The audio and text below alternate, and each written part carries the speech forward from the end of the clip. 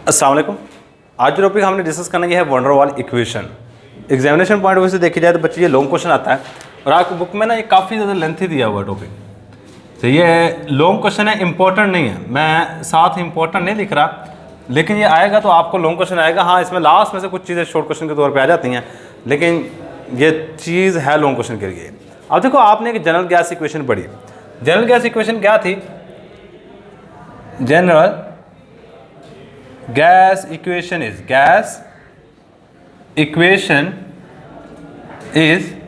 general gas equation थी PV is equal to nRT। अच्छा, अब ना यहाँ पे दो चीज़ों की करेक्शन करनी पड़ेगी। किन दो चीज़ों की? पहले नंबर है प्रेशर की और सेकंड नंबर पे वॉल्यूम की। क्यों? क्योंकि दो फॉल्टी assumption थी काइनेटिक मॉलिक्यूलर थ्योरी की। There are two faulty due to faulty assumption of kinetic molecular theory KMT. The correction of pressure and volume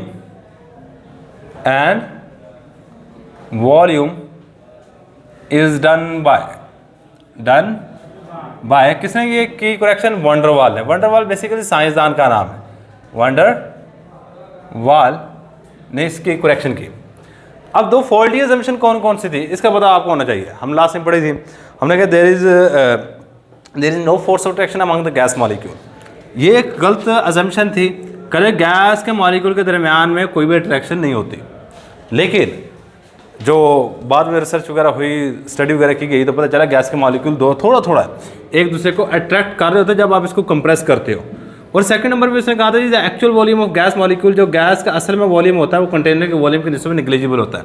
कहता है हाँ ठीक है, निग्लिजिबल होता है, लेकिन कुछ ना कुछ तो वॉल्यूम है, थोड़ा बहुत ही सही। कहता आप इसको निगलेक्ट नहीं कर सकते। इन दो चीज़ें गलत होने की वजह से काइनेटिक मॉलिक्यूलर थ्योरी की आपके इस इक्वेशन को दोबारा करेक्ट करना पड़ा। अब किस तरह करेक्ट किया गया? सबसे पहले हम पढ़ेंगे वॉल्यूम करेक्शन। क्या चीज़ हमारे पास? Volume correction. अच्छा, हम कुछ बातें समझ लीजिएगा। देखो, मेरे पास ना एक गैस को ना मैंने एक कंटेनर में बंद कर रखा है।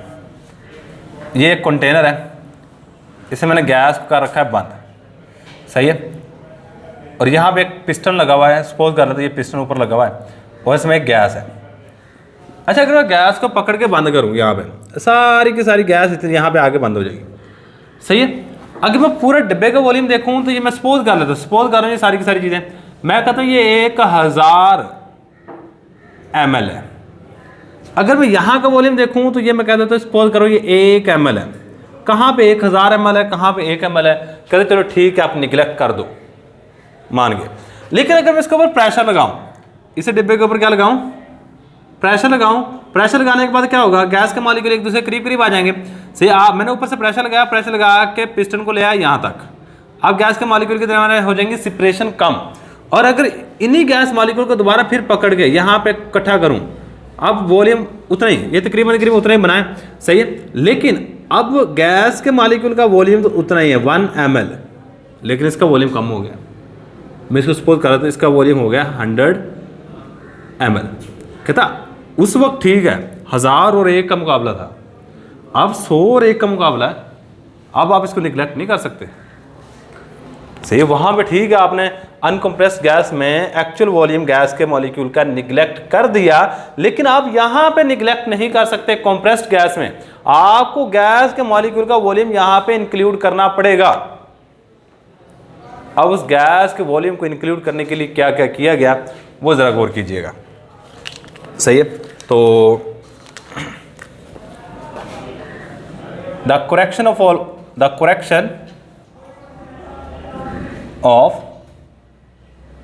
Volume is done due to faulty assumption, due to faulty assumption of kinetic molecular theory. Kinetic molecular theory की फॉल्टी assumption की वजह से हमें यहाँ पे प्रेशर की या सॉरी वॉल्यूम की करेक्शन करनी पड़ी। अब यहाँ पे क्या किया कि द वॉल्यूम ऑफ अनकॉम्प्रेस्ड गैस, इसमें थोड़ी सी एक बात शुरू में ऐड कर लो, मैं बताता हूँ इसका मतलब क्या है। बातें मैंने यही लिखनी है कि अगर हम गैस को अनकम्प्रेस रखेंगे तो एक्चुअल वॉल्यूम गैस कंटेनर के वॉल्यूम के सिवा निगलेक्ट कर सकते हो, लेकिन आप गैस को जब कंप्रेस कर दोगे तो एक्चुअल वॉल्यूम जो यहाँ पे अब गैस का वॉल्यूम ये है, कंटेनर का वॉल्यूम इतना रहेगा, इतना सही है। अब आप निगलेक्ट नहीं कर सकते, यही बात हमने यहाँ पे लिखनी है। यही बात हम क्या करेंगे, यहाँ पे लिखेंगे the actual volume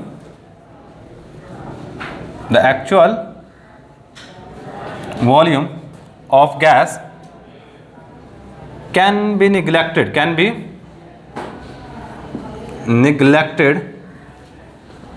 when gas is uncompressed,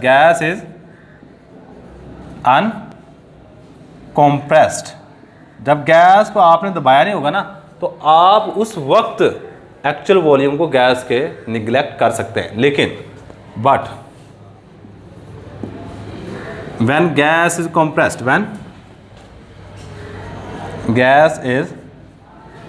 compressed, जब आप गैस को कंप्रेस्ड कर दोगे, then the actual volume of gas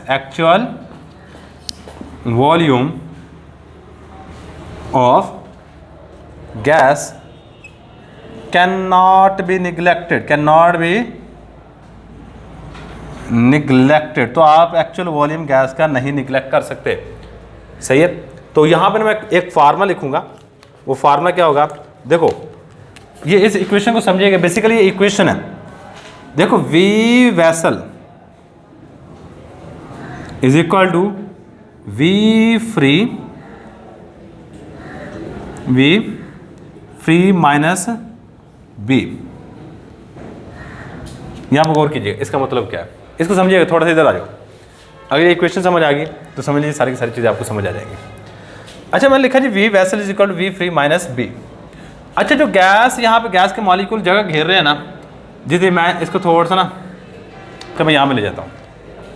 मैं सपोज करता हूँ मेरे पास एक कंटेनर है, अब मेरी बात समझ लेना इसको, ये गैस का मॉलिक्यूल है, इतने बड़े होते नहीं है बेसिकली, सही है, इससे समझाने के लिए इतने बड़े बना रहा हूँ। ये गैस के मॉलिक्यूल्स है इसके अंदर। अब ना गैस के मॉलिक्यूल का जो वॉल्यूम है, इतना वॉल्यूम, इसको मैं रिप्रेजेंट करूंगा बी से। किससे रिप्रेजेंट करूंगा, बी से, सही है। ये टोटल गैस का वॉल्यूम जितना आएगा वो हमारे पास होगा बी। क्या होगा, बी। अब देखो इसने तो इतनी जगह घेरी है, इतनी जगह, बाकी जगह क्या है इसमें, सारी की सारी फ्री है, खाली है। उसको मैं रिप्रेजेंट करूंगा वी फ्री से। किससे रिप्रेजेंट करूंगा, वी फ्री से। और इस डिब्बे का जो टोटल वॉल्यूम है उसको मैं रिप्रेजेंट करूं वी टोटल से, वी टोटल से। मतलब जो टोटल वॉल्यूम है वो बेसिकली है कि जितना वॉल्यूम फ्री पड़ा हुआ है प्लस जो गैस के मॉलिक्यूल का वॉल्यूम है। क्या ये बात सही है, इसमें कोई मसला मसाइल? अगर ये बात समझ आ गई ना, बाकी बातें आसान है। मतलब अगर टोटल वॉल्यूम निकालना है ना डिब्बे का, तो बेसिकली कितना वॉल्यूम फ्री पड़ा हुआ है और कितनी जगह पे गैस के मॉलिक्यूल्स हैं, इन दोनों को ऐड करोगे तो हमारे पास टोटल वॉल्यूम आ जाएगा। बात अंडरस्टूड है। अब आपको ये तीनों बातें यहाँ पे लिखनी पड़नी है, सही है। वेयर यहाँ पे हमारे पास क्या है, चलो इसको थोड़ा सेट कर लो। यहाँ से अगर मैं वी फ्री, सॉरी यहाँ प्लस आएगा, यहाँ पे क्या आएगा, plus. V vessel is equal to we free plus B है, चेक कर लो, वी फ्री प्लस बी। अब इस डिब्बे के अंदर टोटल खाली वॉल्यूम कितना होगा, तो क्या होगा हमारे पास, V free is equal to V vessel minus B. अगर मेरे पास एक गैस का मोल हो, for 1 mole of gas, 1 mole of gas, जब गैस का मोल एक, for nth mole of gas, इस तरह कर लो, n मोल ऑफ गैस, तो आपका यही वाली इक्वेशन बन जाएगी, V free is equal to V vessel minus N B. इस इक्वेशन को मैं नाम देता हूँ इक्वेशन नंबर 1। अब यहाँ पे आपको सारी की सारी चीज़ें बतानी पड़ेंगी। वी फ्री क्या है, वी वेसल क्या है और बी क्या है, सारी की सारी चीज़ें बताओ। वेयर यहाँ पर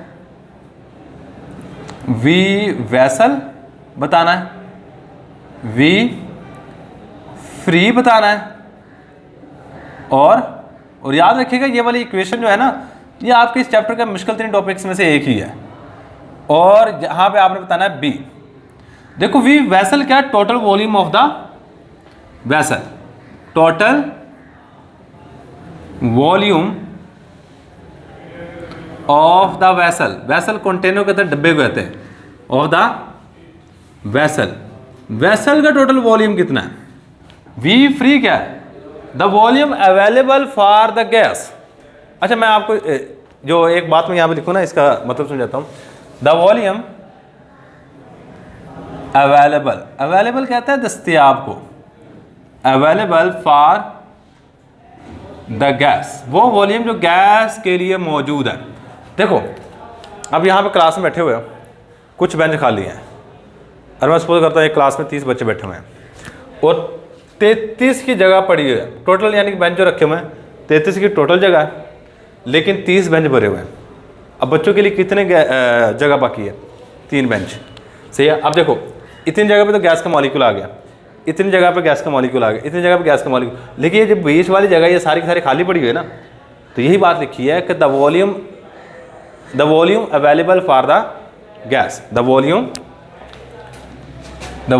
अवेलेबल फॉर द गैस, सही है, कि वो वॉल्यूम जो गैस के लिए अवेलेबल है, वो वॉल्यूम जो गैस के लिए क्या है, अवेलेबल है। इसका बी क्या है बच्चे, बी कहते हैं जो गैस के मॉलिक्यूल ने जगह घेरी हुई है। इसके लिए एक टर्म यूज करते हैं एक्सक्लूडेड वॉल्यूम। क्या कहते हैं, एक्सक्लूडेड वॉल्यूम। भाई ये बात याद रखिएगा, the excluded volume,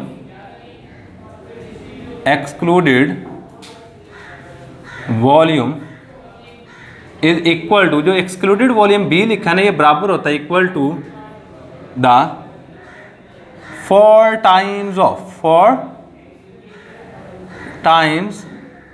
of molar volume of gas, molar volume of gas. ये गैस के वॉल्यूम से 4 गुना ज़्यादा होता है, मतलब B is equal to 4Vm। और मोलर वॉल्यूम आपने पढ़ा हुआ है चैप्टर नंबर 1 में, सही है, वो वॉल्यूम जो किसी भी गैस का 1 मोल घेरता है। और यहाँ हमारा Vm क्या है, where Vm is molar volume, यहाँ पे Vm बेसिकली है मोलर वॉल्यूम। भाई इतनी बात याद रखिएगा, ये था जी हमारे पास वॉल्यूम करेक्शन। इसके बाद नेक्स्ट पार्ट है इसका प्रेशर करेक्शन। नेक्स्ट पार्ट क्या है हमारे पास, और आपकी बुक में याद रखिए मैंने बिल्कुल टू द पॉइंट बातें लिखी हैं, जितनी भी लिखी है ना टू द पॉइंट, कोई ज़्यादा एक्सप्लेनेशन में नहीं गया, सही है। आपकी बुक में काफ़ी सारी चीज़ें एक्स्ट्रा लिखी हुई हैं, लेकिन अगर आपको लॉन्ग क्वेश्चन आता है तो आप इतनी ही बातें लिखोगे। और ये चेक कीजिएगा जब हम सारे का सारा लिखेंगे तो आपको काफ़ी ज़्यादा बड़ा लॉन्ग क्वेश्चन बन जाएगा, बहुत ज़्यादा बड़ा ये लॉन्ग क्वेश्चन है, सही है। तो प्रेशर करेक्शन, अब प्रेशर करेक्शन के लिए क्या किया, देखो 2 चीज़ों की करेक्शन करनी पड़ी।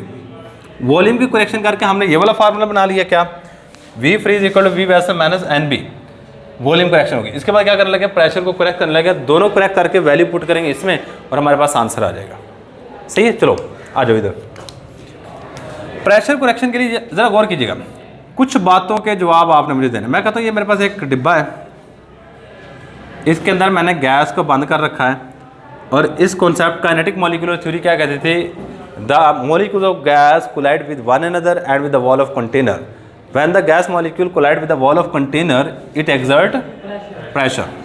तो मैं कहता हूँ ये मेरे पास ना एक ए टाइप का मॉलिक्यूल है, मैं नाम दे रहा हूँ बस यहाँ पे इसको चारों तरफ से बी टाइप के मॉलिक्यूल क्या करते हैं, घिरे होते हैं, सही हो गया।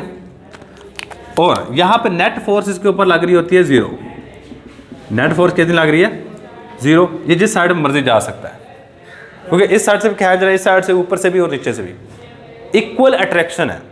तो नेट फोर्स कितनी हुई, तो आपने वो वेक्टर एडिशन पढ़ी हुई है, तो अगर इक्वल अट्रैक्शन में खींच रहे हैं तो नेट फोर्स कितनी होगी, 0। लेकिन जब ये मॉलिक्यूल, ए वाला मॉलिक्यूल जब इसके साथ टकराने लगता है तो उस वक्त आगे तो कोई मॉलिक्यूल नहीं होगा ना, क्योंकि उस वक्त टकरा रहा है।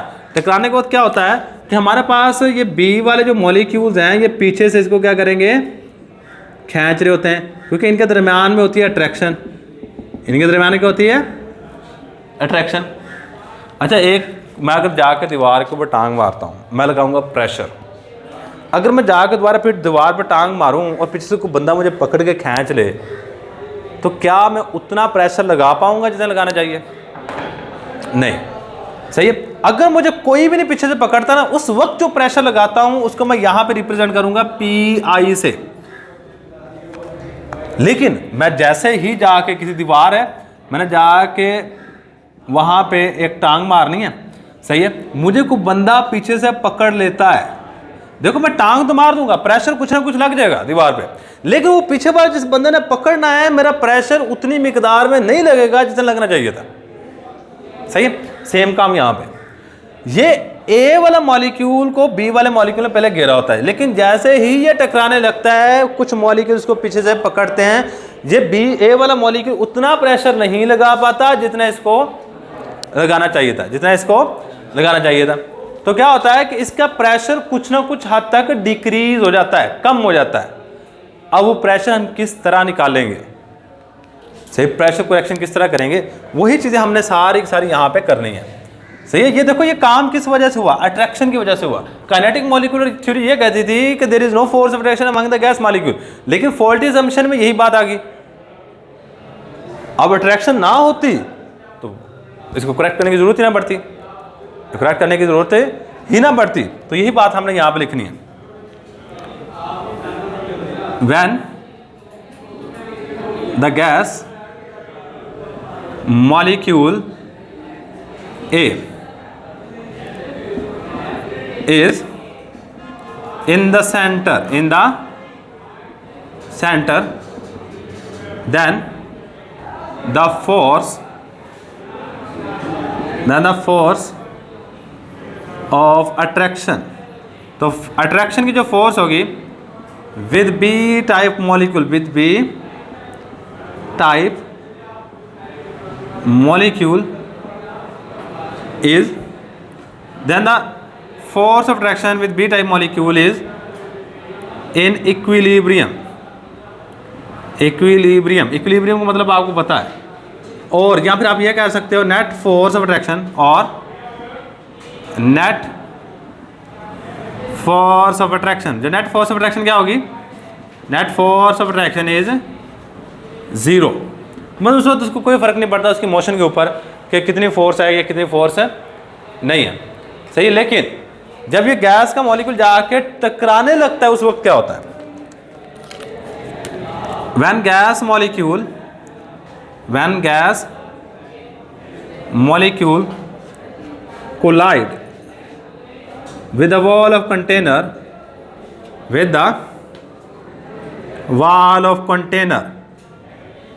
जब डिब्बे की दीवार के साथ गैस का मॉलिक्यूल टकराता है, जस्ट बिफोर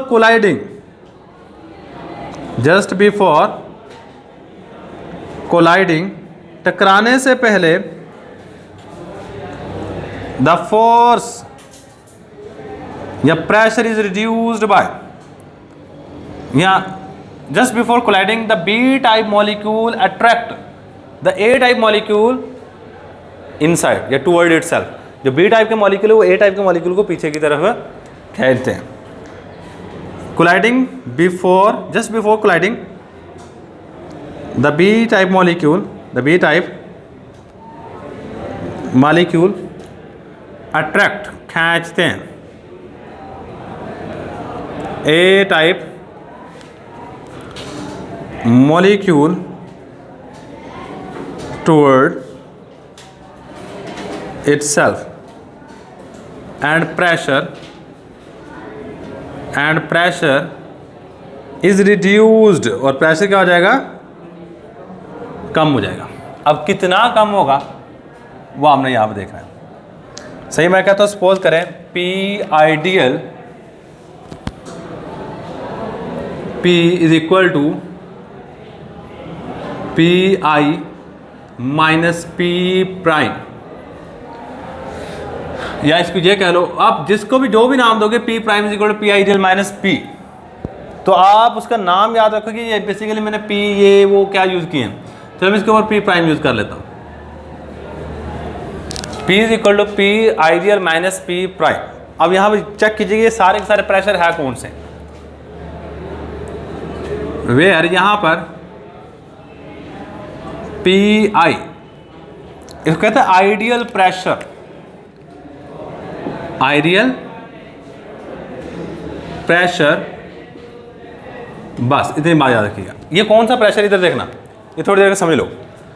अगर मुझे पीछे से कोई बंदा नहीं खींच रहा, उस समय मैं जब फ्रीली जा किसी के साथ टकराऊंगा या किसी के साथ जाकर प्रेशर लगाता हूँ, वो जो प्रेशर होगा वो होगा पी आइडियल, मतलब पीछे से कोई बंदा खींच ना रहा हो, उसमें जो प्रेशर लगेगा उसको क्या कहेंगे, पी आइडियल। और ये वाला पी पता है कौन सा है, ये वाला पी। अब मुझे किसी बंदे ने पीछे से खींचा, मैं सपोज करता हूँ अगर मुझे कोई बंदा पीछे से ना खींचता तो मैं लगाता इसके ऊपर 100 पास्कल प्रेशर लगाता, सपोज कर रहा हूँ। जब मुझे किसी बंदे ने पीछे से खींचा तो उस वक्त मैंने इसके ऊपर प्रेशर लगाया, सपोज कर लो 80 पास्कल। अब कितना प्रेशर कम हो गया, 20 पास्कल। किसकी वजह से, इस बंदे की वजह से। ये जो 20 पास्कल प्रेशर कम हुआ है, इसको हमने रिप्रेजेंट किया पी प्राइम से, इसको हम रिप्रेजेंट कर रहे हैं पी आई से, और इसको रिप्रेजेंट कर रहे हैं पी से। क्लियर? तो यही बातें मैंने यहाँ पे लिखनी है, सही है। तो ये हमारे पास पी प्राइम क्या है, pressure reduced, pressure reduced due to attraction, attraction की वजह से जो प्रेशर रिड्यूस हुआ है, सही है, वो है। और P अकेला क्या है, the actual pressure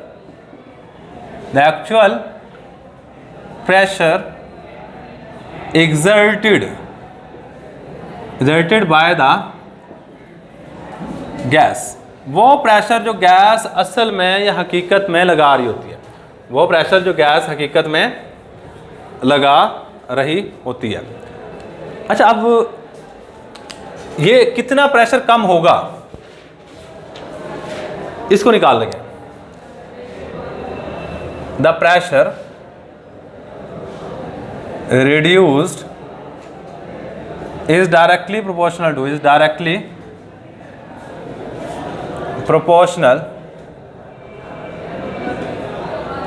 to the concentration of gas, मतलब जितनी मिकदार गैस की ज़्यादा होगी प्रेशर उतना कम होगा। मेरी बात सुन लेना। अब खुद सोचो, अगर 2 मॉलिक्यूल पीछे से खींच रहे हैं, मुझे एक बंदा पीछे से खींच रहा है, प्रेशर कम लगाऊंगा। अगर मुझे 10 बंदे खींचने शुरू कर दे पीछे से, शायद लगे ही ना, सही। एक बंदा शायद मैं छुड़वा के लगा दूँ टांग, 2 बंदों से, 3 बंदों से। लेकिन जिस तरह पीछे से खींचने वाले बंदे ज़्यादा हो जाएंगे, प्रेशर उतना क्या होता जाएगा, कम। और वही पी प्राइम हमने पता करना है कितना कम होगा, और वही हमने लिखा है कि P prime basically directly proportional होता है concentration of gas A and gas B. तो बच्चे याद रखिए, जो कंसंट्रेशन है ना, इसको कहते हैं N/V, मोलर कंसंट्रेशन, मोल पर डेसीमीटर क्यूब। आपने मोलर कंसंट्रेशन का यूनिट पढ़ा होगा, मोल पर डेसीमीटर क्यूब होता है, मोल पर डेसीमीटर क्यूब। मोल यूनिट है N का, वॉल्यूम डेसीमीटर क्यूब यूनिट है वॉल्यूम का। वही हमने यहाँ पर लिखा है, इसकी जगह मैं रिप्लेस करके N/V कर दूंगा, और इसकी जगह पे N/V। P prime is directly proportional, दोनों एंड आपसे मल्टीप्लाई होंगे तो हमारे पास जाएगा N²/V²।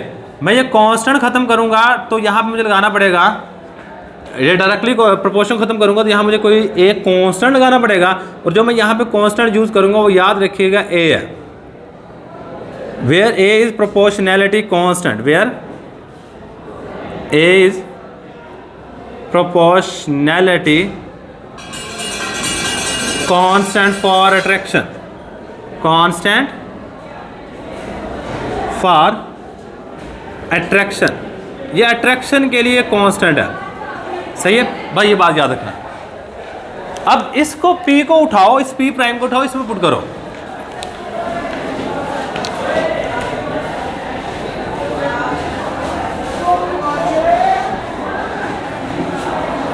अच्छा यहाँ से ना एक थोड़ा सा काम करो, पी आइडियल निकाल लो। हमने यहाँ से आइडियल निकाला है, P ideal is equal to P plus P prime. इसको इक्वेशन नंबर 2 दे दो ना। Putting the value of P prime, putting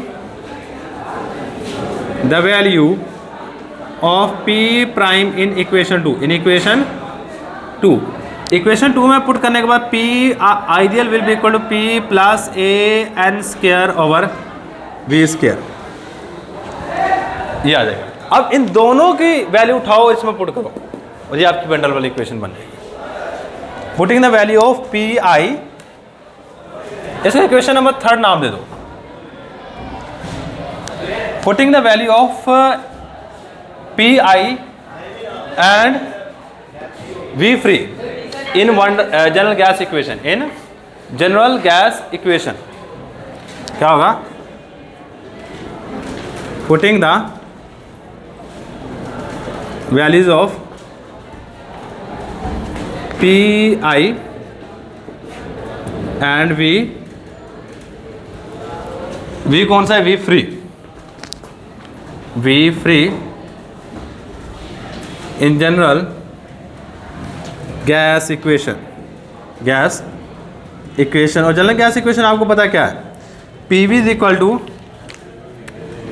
equal to N R T. P की वैल्यू क्या है हमारे पास? पी है P plus A N square over we square. V की वैल्यू क्या है हमारे पास? V minus N B is equal to N R T, और it is a general gas van der Waals equation. ये क्या हमारे पास? वंडर वाल